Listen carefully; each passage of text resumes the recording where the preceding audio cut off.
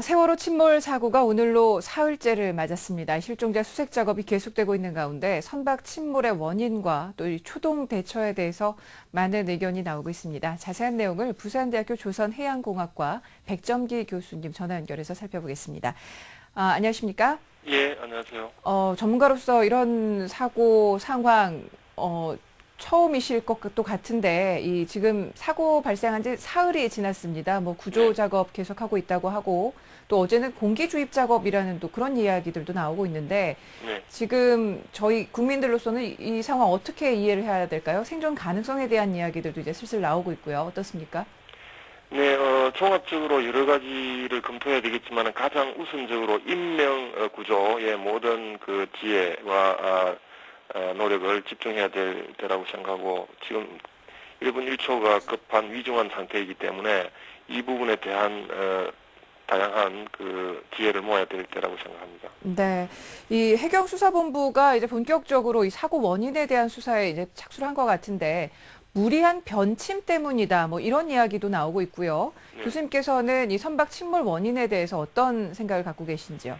예, 다시 한번 말씀드리지만은 지금 원인 규명이 반드시 필요하고 중요한 사항입니다. 그렇지만은 지금 모든 역량, 시간, 노력은 인명 구조에 집중할 때입니다. 그렇지만 이제 이 사고가 왜 일어났겠느냐, 원인은 뭐겠느냐에 대한 여러 가지 이제 궁금증도 있기 때문에 우리가 이제 이런 이야기를 하는 것은 뭐 어떤 의미에서는 자연스러운 일이라고 생각합니다만은 그렇습니다.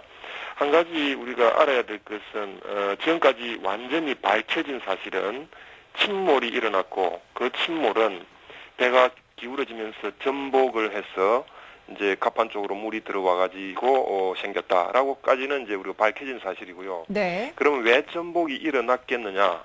이제 여기에 대해서 지금부터 이제 우리가 다양한 가설을 생각하게 됩니다.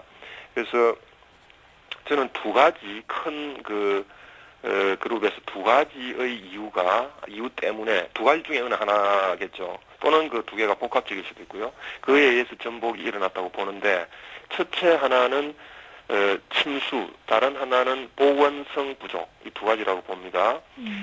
지금 이제 우리가 가설을 지금 계속 세우고 또 거기에 대해 토론을 하고 할 때 이 가설은 정확한 정보를 바탕으로 이제 하게 되면 그 가설은 더 정밀해지는 것이거든요. 그래서 최근에 어제 오늘에 걸쳐서 이제 밝혀진 사실들이 있어요. 그동안에 밝혀지지 않았던 사실들인데 이를테면 이제 선박을 개조했다는 등 정추했다는 이런 거는 그다음에 급격하게 이제 어떤 그 방향을 변경하는 시도가 있었다는 등 이런 거 이거 최근에 밝혀진 사실이거든요. 그러므로 한 이틀 3일 전에 이야기하던 가설과 지금 가설이 달라질 수 있는 게 가설이 계속 수정 보완될 수 있는 이유죠. 자, 지금 이제 보건성 부족에 대해서 말씀을 드리면은 이제 오뚜기처럼 배가 기울어졌다가도 원래대로 되돌아오는 성질, 이게 보건성인데 그 능력, 보건성 능력이 충분해야 전복이 일어나지 않습니다. 근데 이제 이 부분은 만약에 보건성이 충분하지 않은 경우라면 갑자기 이 방향을 변경하든가 하면은 전복으로 이어질 수 있습니다. 그렇지만 이런 경우는 아주 드문 경우인데 이론적으로는 발생이 가능합니다. 이게 보건성이 대개는 그 충분히 설계를 제대로 된 정상적인 배라면 보건성이 충분하기 때문에 이런 사고는 안 일어나야 마땅하고 설사 방향을 급격하게 변경하더라도 그런데 이제 보건성이 부족하면 당연히 이제 전복으로 이어질 수 있죠. 한 가지 이제 의심스러운 것 중에 하나가 이게 이제 18년 된 때이긴 하지만은 2년 전에 일본에서 중고선을 구입한 뒤에 개조를 이제 했다고 하는데요. 선박의 개조를 할 수 있습니다. 자동차를 개조할 수 있듯이. 그런데 그 개조는 이제 정해진 안전 성능을 점검받은 뒤에 허가를 받아서 하게 돼 있고 한국 성급협회가 이제 이걸 담당하는 부서이고 여기는 전문기관이기 때문에 충분한 검토를 했다고 이제 저는 믿고 있습니다. 네. 근데 한 가지 이제 근데 우리가 일반적으로 말할 수 있는 것은 지금 개조 정축을 어떻게 했느냐 하면은 상갑판 부위에 새로운 이제 그 어떤 객실을 이제 추가하기 위한 이제 정축을 한 것으로 알고 있는데요. 그렇게 되면 배의 무게 중심이 이제 그 위쪽으로 올라가지 않겠습니까? 그렇게 네네. 되면 보건 성능이 저하되는 방향으로 되겠죠. 그러므로 이제 아까 보건성이 이 과거 이제 정축하기 전에는 충분했다 손 치더라도 이게 보건성이 부족해질 위험이 있죠. 그러므로 여기에 대한 대책이 이제 선 상태에서 아마 승인이 죄송합니다.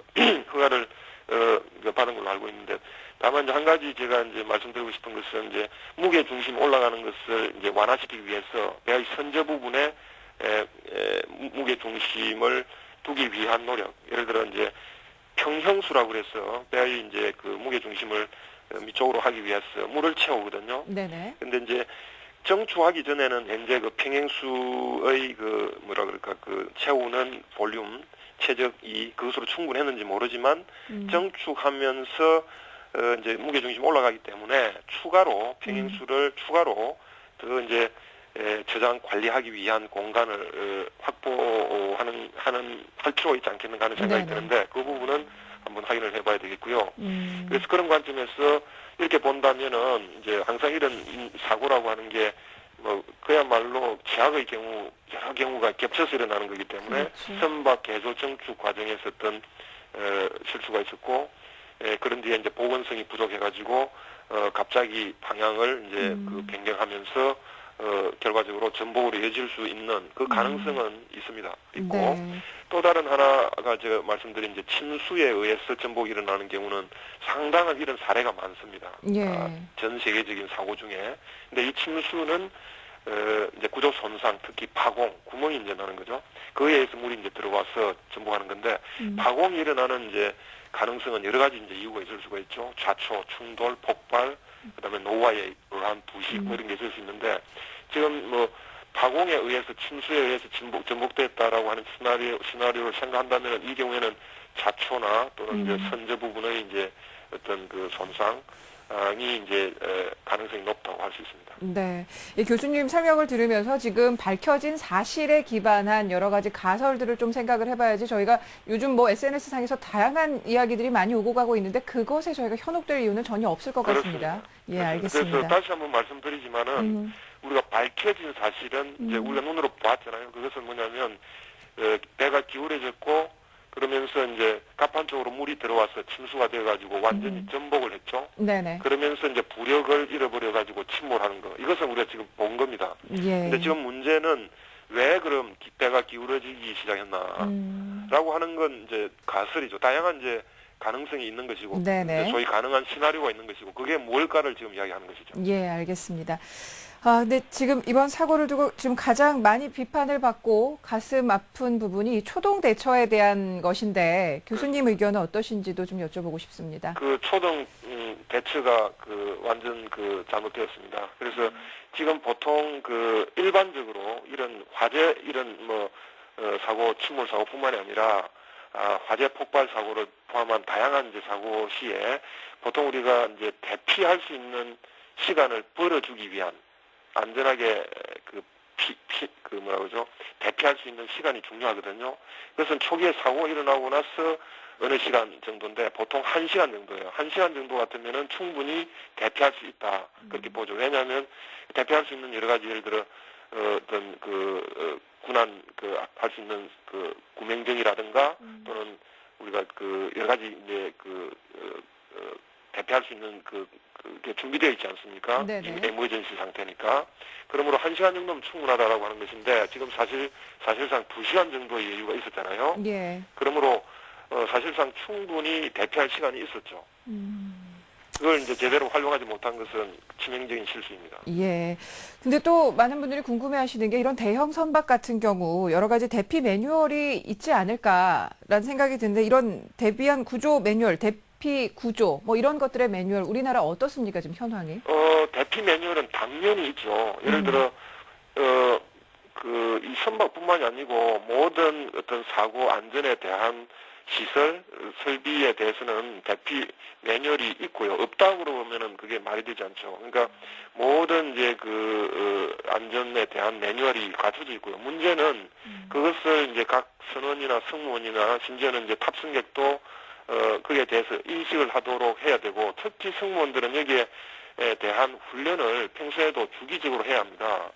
그렇게 해서 사실 그 승객들은 익숙하지 않지 않습니까? 네네. 그러므로 거기에 대한 모든 책임은 승무원이 져야 되고, 그 다음에 익숙하지 않은 뭐냐면 승객들에게 안내를 하고 하는 것은 저희 프로인 승무원이 해야 될 일이죠. 그러므로 승무원들은 평소에 철저한 훈련, 그게 익숙함을 가지고 해야 되겠죠. 근데 지금 봤을 때 안타깝고 한 게 뭐냐면 선장부터 시작해가지고 모든 승무원들이 소위 아마추어 의 2류, 3류 아마추어적 그런 한 것이 안타깝습니다. 네.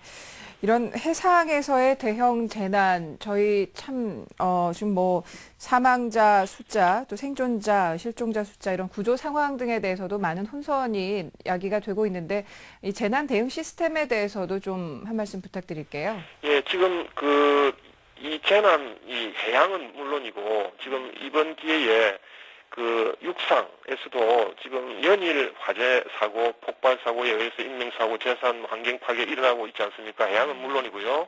그래서 우리가 종합적으로 여기에 대한 정말 끝없이 계속 해야 되고, 여기에 대한 매뉴얼이라든가 체계적인 안전 대책.